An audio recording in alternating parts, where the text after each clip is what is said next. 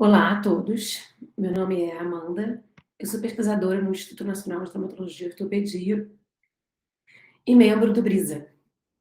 Bom, nós chegamos hoje à nossa quinta aula e, após entender o que é uma revisão sistemática, meta-análise pré-clínica e quais as suas etapas, hoje abordaremos um pouco da primeira etapa, que é a definição da pergunta de pesquisa. Tá? Então, a gente vai falar da pergunta de pesquisa, a estratégia de formulação dessa pergunta, a verificação da pergunta e eu vou orientá-los sobre quais vão ser as atividades práticas. Bom, então, como o Gabriel colocou na terceira aula, a primeira etapa de uma revisão sistemática e meta-análise pré-clínica é a elaboração da pergunta de pesquisa. Uma pergunta bem formulada e focada, ela é um pré-requisito para projetar uma estratégia de busca mais eficiente e sensível o suficiente para resultar em uma quantidade de artigos passível de ser analisada, né, revisada. Até porque a extração de dados depois, enfim, é uma tarefa bastante árdua. Então, um ponto que é relevante é ter pesquisadores da área, né, envolvidos e atualizados sobre o tema, porque então eles vão poder contribuir na definição, melhor na definição dos critérios de inclusão e de exclusão, e também vão contribuir na definir melhor a contribuição da pergunta de pesquisa no tema no qual ela está inserida.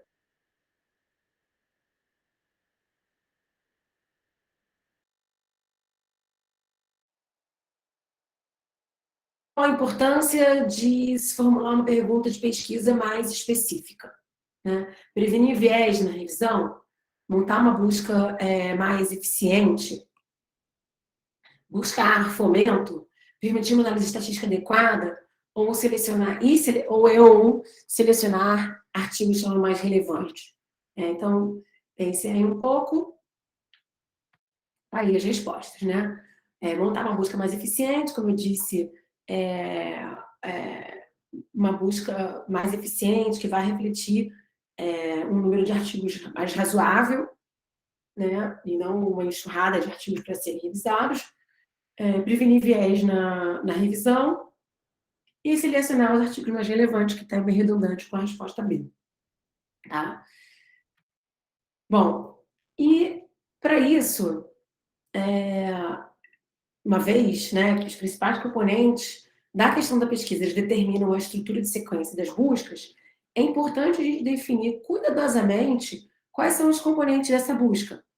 E para isso existe uma estratégia, que foi uma estratégia, na verdade, que é um paralelo de uma estratégia que existe na pesquisa clínica, que é a estratégia PICOS. Tá? Então, na pesquisa clínica, esses componentes da busca, eles são divididos em 4 componentes no acrônimo PICOS, em que P é a definição do paciente na população, ou seja, a quem essa pergunta está relacionada, o I é a intervenção, né, o que vai ser feito com esses pacientes, algum tratamento, algum teste diagnóstico, que na verdade é mais para pesquisa clínica intervencionista, né?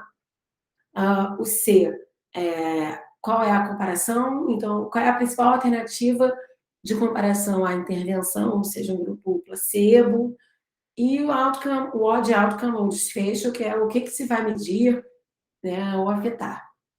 E, então, o paralelo da pesquisa pré-clínica tem aí como P a população, que é espécie, idade, sexo, e também pode ser usado para pesquisa pré-clínica básica, né? Então, no caso, se fosse com células, seria definir a linhagem celular. No nosso caso também, a gente pode colocar como P, e eu mais tarde, mais para frente, vou fazer esse exercício, a gente colocar como D, que é de doença, que é a doença ou condição a que aquela pesquisa está direcionada. Tá? E a gente vai dar alguns exemplos para frente. E de intervenção, se é de comparação, fica igual, e O de desfecho ou outcome. Tá?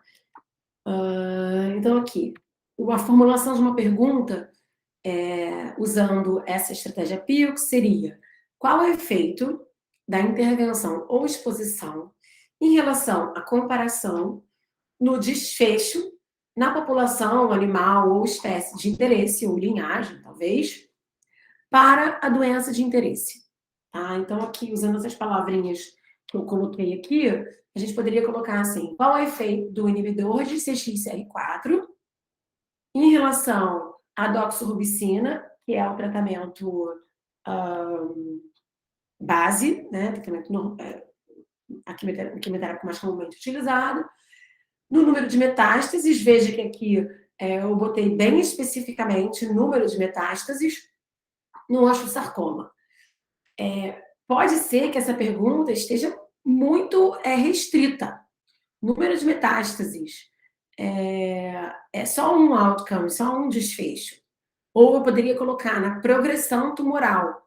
Talvez a progressão tumoral a gente consiga definir melhor, ampliar mais essa busca, tá? Essa pergunta. Porque o número de metástases é muito restrito.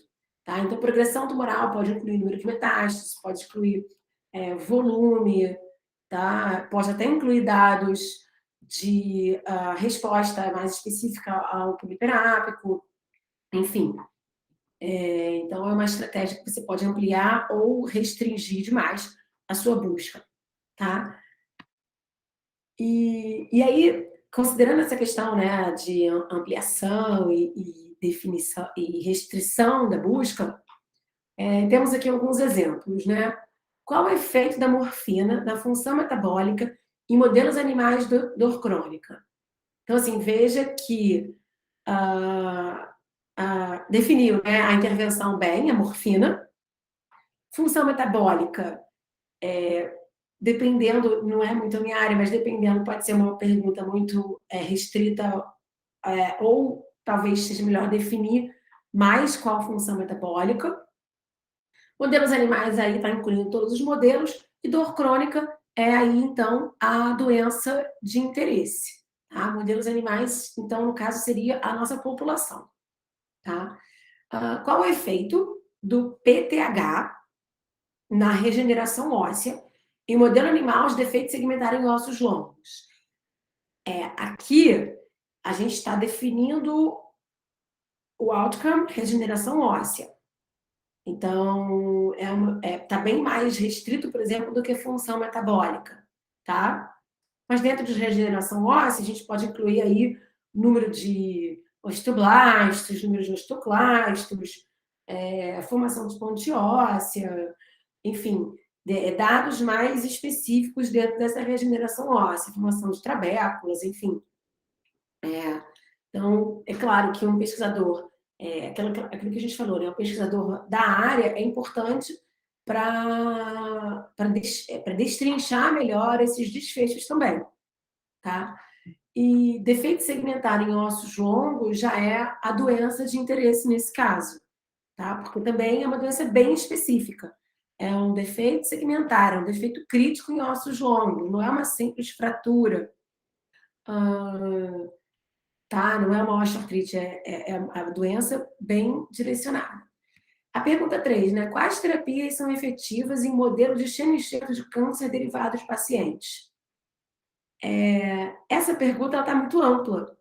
Quais terapias são efetivas, né? Enfim, imagina terapêutica, se você colocar lá terapias, opções terapêuticas como um termo de busca. Vai vir uma enxurrada de coisa. Em modelo de xenoesquerdo de câncer, vai vir uma enxurrada de coisa. Qual câncer? Qual tumor? Tá? Tudo bem, botou em modelo de xenoesquerdo de câncer derivado de paciente. Ok, mas qual câncer? Tá? Então, tem que ser definido aí uma pergunta mais restrita. Tá? E a última pergunta: qual é o efeito da privação de sono na ingestão de alimento em animais? Privação de sono versus não privação de sono, né?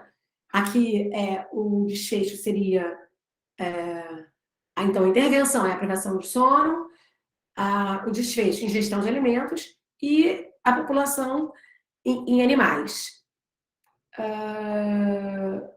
E aqui não tem muito doença de interesse, né? Em animais sadios, pode ser, né? E agora, então, a gente vai fazer um exercício em conjunto aqui, da identificação da pergunta em estudos já publicados. Então, eu selecionei 2 estudos já publicados por membros do BRISA, tá? Como exemplo, talvez esses estudos até sejam citados em outras aulas aqui do curso. Então, o primeiro estudo que eu selecionei foi publicado em março de 2021, no Journal of Sleep and Research. E esse estudo aqui, bom, fala os efeitos da Effects of Sleep Deprivation on Maternal Behavior in Animal Models, a Systematic Review e Meta-Análise. Então, aqui, eu gostaria que vocês dessem uma lida rápida aqui nesse resumo e identificasse a população, a intervenção, a comparação, caso tenha, e o outcome. E aqui eu já coloquei essa população dividida em população P e disease, D, que seria a doença de interesse, tá? Então, deem uma lidinha, dá uma pausa no vídeo, e eu vou seguir, então, com a resposta dessa estratégia, tá? Aqui, se vocês virem, o objetivo era avaliar os efeitos da privação de sono durante a prenhez. Então, a prenhez é a nossa disease, ou condição de interesse, tá? A intervenção é a privação do sono. O desfecho é o comportamento materno, maternal behavior. E a população de interesse são animais, e no caso, animais, obviamente que na busca ele colocou animais de uma forma geral, e claro que esses termos de busca depois vão ser abordados em aulas mais para frente. E quando a gente olha aqui, já na primeira, é claro que ele não vai fazer parte da pergunta de pesquisa, mas na primeira linha aí de resultados, ele já diz que ele só achou estudos com ratos, né? E nesse caso também a gente não vê comparador, tá? E claro que a gente imagina que o comparador tenha sido a não privação de sono, né? Então a pergunta poderia ser qual o efeito da privação de sono em relação à não privação de sono em fêmeas prenhas, na prenhez, no comportamento materno de fêmeas prenhas. Tá? E o segundo estudo que eu selecionei foi publicado em 2019 na Neuroscience and Behavior Reviews, que é Systematic Review and Meta-Analysis of the Behavior Effects of Methylphenidate in the Spontaneously Hypertensive Rat Model of Attention Deficit Hyperactivity Disorder. Também foi publicado por membros do BRISA. E, mais uma vez, eu pedi para vocês fazerem aquele exercício de identificar, dar uma pausa, e aqui eu vou seguir, né? Então, a população, o objetivo é sumarizar a evidência do valor preditivo no Spontaneously Hypertensive Rats, ou seja, a população são esse modelo SHR, tá? E a doença de interesse é hiperatividade e déficit de atenção, tá? Então, aqui, a doença de interesse está em vermelho. Eles queriam avaliar, então, a habilidade de resposta ao metilfenidato, que no caso vai ser a intervenção, e, por fim, os efeitos sobre o comportamento desses animais. É claro que também, nesse caso, eles vão definir com mais detalhes depois quais comportamentos eles vão incluir nessa revisão, tá? Então, o que a gente poderia dizer aqui ao efeito do metilfenidato em relação à solução salina. Ele não disse no abstract, mas olhando o artigo a gente sabe que eles olharam a solução salina no comportamento de ratos SHR no modelo de déficit de atenção e hiperatividade, tá? Bom, e agora falando de estudos dos protocolos atuais do BRISA, que a gente vem trabalhando, o primeiro estudo que eu vou citar aqui, que está registrado, o primeiro protocolo que está registrado, é o protocolo de avaliação de comportamentos, manifestações comportamentais no autismo, em modelos de autismo. Então, aqui à direita vocês podem ver, né? Esse projeto busca estudar quais as semelhanças e diferenças entre as manifestações comportamentais constantemente observadas nos modelos das desordens do espectro autista em roedores. Então, aqui, a gente definiu quais as manifestações, aqui a pergunta seria, quais as manifestações comportamentais observadas nos modelos animais de autismo? É claro que a gente já definiu lá naquela outra pergunta anterior que eram roedores, tá? Então, a população que a gente definiu foram ratos e camundongos, e a doença é o autismo.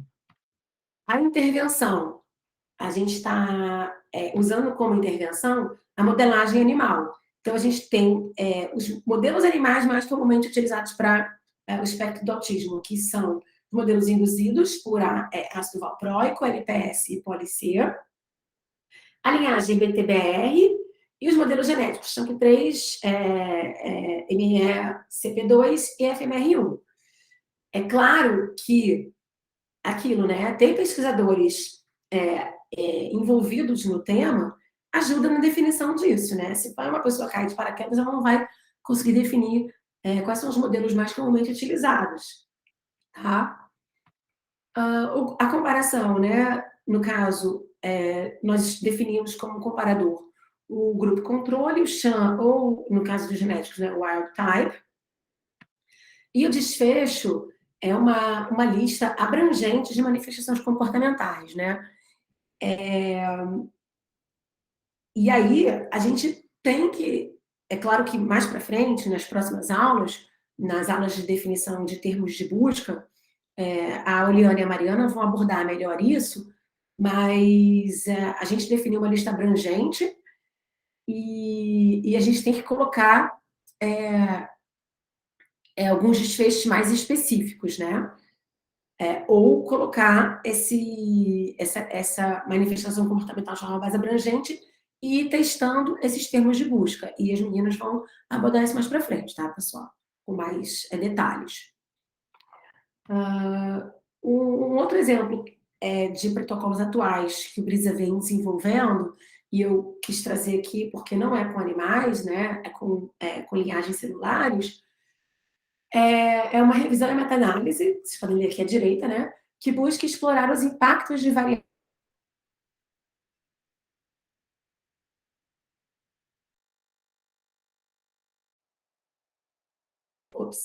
Aqui tem duas perguntas que foram definidas, tá? Que quais são as mais frequentes medidas de toxicidade usadas para determinar os efeitos do peptídeo beta-amiloide na linhagem celular de neuroblastoma? SH, 5Y, 5Y. SY, 5Y. Então, a população são as células SH, SY, 5Y. A doença de interesse ou condição de interesse que está modelando é o neuroblastoma. A intervenção vai ser, então, a exposição ao peptídeo beta-amiloide. A comparação é o grupo controle, ou seja, células não expostas. E o desfecho são medidas, mais uma vez aí, né? O desfecho pode ser citotoxicidade de forma ampla ou definir os ensaios que vão ser avaliados, né? Então, pode ser de viabilidade celular, apoptose celular, estresse oxidativo, dentre outros.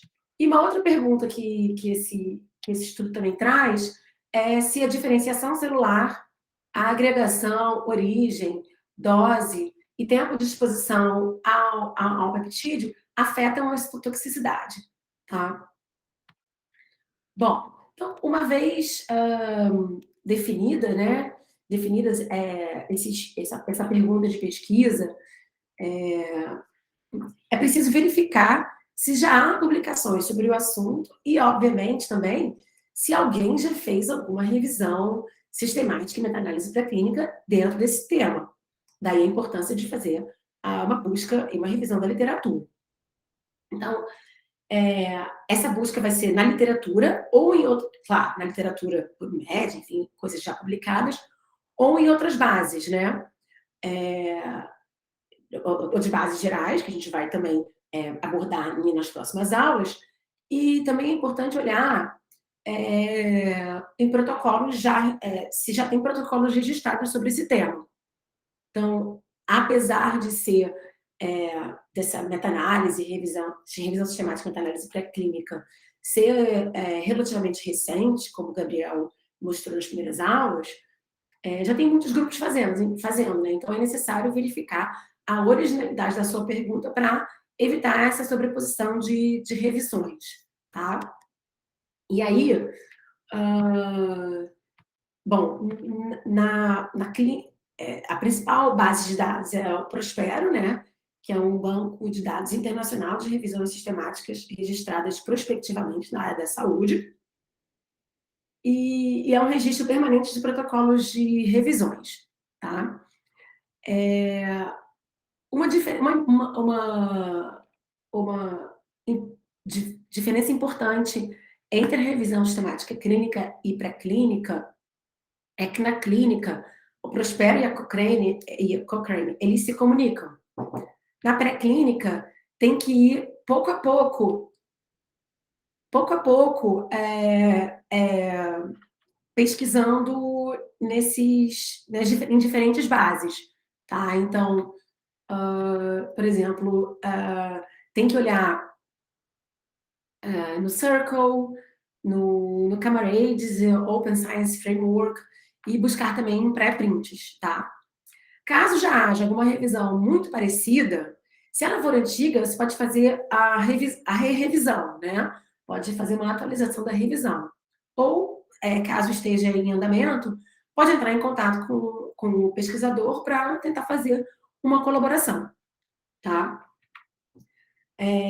Bom, então, acho que a aula foi bem curtinha, né? Mais uma exposição. Para atividade prática, a gente vai fazer o exercício de identificar picos nos artigos.